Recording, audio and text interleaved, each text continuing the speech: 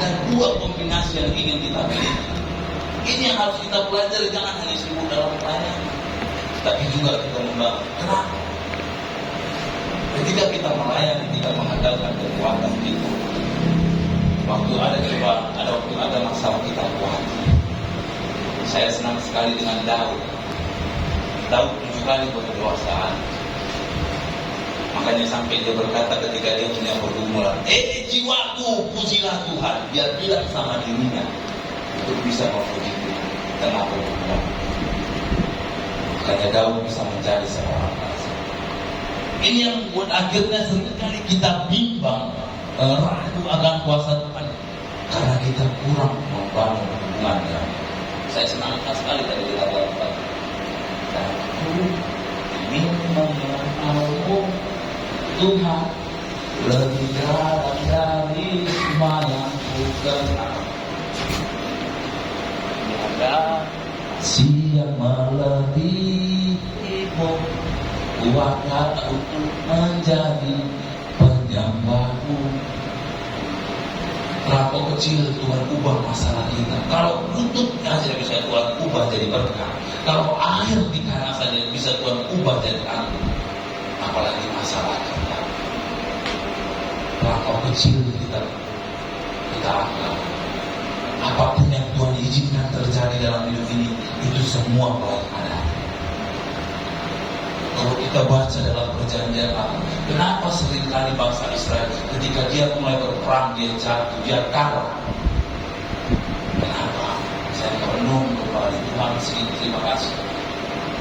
Karena Tuhan mau bangsa Israel kembali mengandalkan Tuhan dalam kehidupan. Di saat kita mulai menjauh dari Tuhan, jangan pernah berpikir hidup ini akan enak. Jangan. Masalah makin enak. Tapi kan Pak Pendeta aneh tuh orang Pak Pendeta di luar Tuhan, Pak Pendeta hidupnya enak-enak aja Pak Pendeta. Diberkati Tuhan, kita banyak. Bukan itu tujuan kita. Tujuan kita menyembah Tuhan untuk kita supaya diberkati. Dan itu bonus bagi kita. Karena kita dipercayakan Tuhan untuk mengelola. Itu hanya bonus. Tuhan ciptakan kita untuk menyembah Dia. Makanya dari dalam dan ingin menyembahmu Tuhan. Bagaimana kita bisa mengenal Tuhan kalau kita tidak pernah berdoa menyembah Dia? Lebih dalam dari semua yang ku kenal. Karena Tuhan ingin disembah. Bayangkan Bapak Ibu Saudara semua, kalau malaikat jatuh dalam dosa, dia buang ke neraka.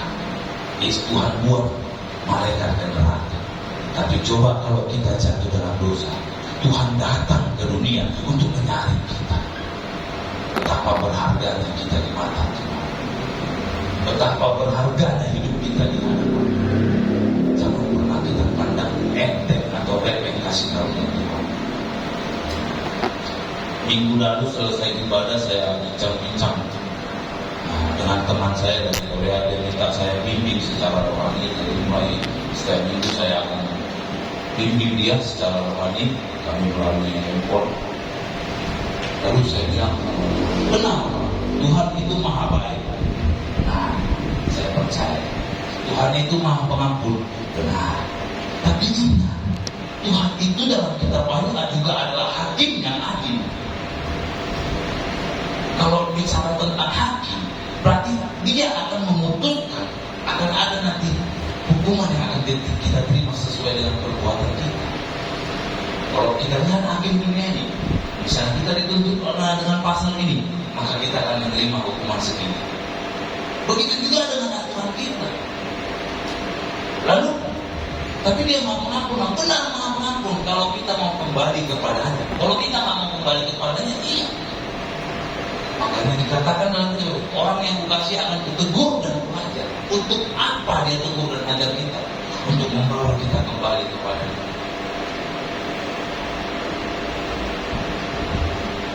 Akhirnya dia belajar mengerti, oh iya,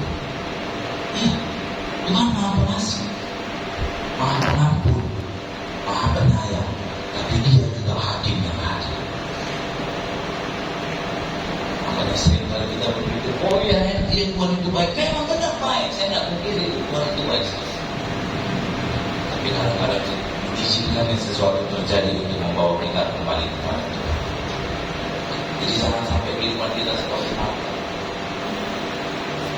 Ada kebimbangan di dalam kehidupan kita. Bagaimana melayani masalah Tuhan? Kalau Tuhan ambil sesuatu dari kita, pasti Tuhan ganti. Pasti Tuhan berikan yang terbaik. Saya bersyukur sekali ketika saya dipanggil melayani. Malam saya bincang-bincang karena ada pergumulan yang saya hadapi. Saya bilang, ada satu sisi kekhawatiran dalam hidup saya. Karena saya tahu perjuangan ini mendapatkan ini cukup berat. Saya bilang sama orang saya bilang, kenapa begini? Ini masalah bisa selesai saya buat, tapi saya akan kembali seperti yang dulu. Saya tidak mau. Saya bilang sama beliau, kalau saya menelpon atau menelpon dulu tidak punya rumah, rekam saya dulu. Ini selesai masalah. Tuhan pasti dia akan bantu. Saya bilang, kalau di kami, ketika kamu meminta begitu, kamu tetap sakit. Jadi ketika kita punya utang sakit, kita nggak akan pernah bisa terikat. Kita nggak akan pernah bisa lepas dalam ikatan itu. Saya bilang, jadi artinya bagaimana? Inilah yang sama.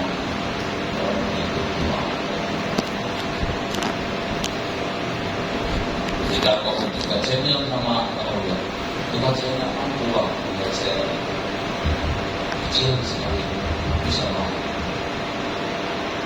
tapi saya tidak mau saya seperti ini. Lalu mau saya mau seperti Maria, kita bahas. Kenapa kau mau seperti Maria? Dia dulu menggorokkan itu. Bayangkan bisa sampai Yesus yang menangis ketika dia meminta tolong. Tuhan tolong Tuhan. Lazarus kau datang mati.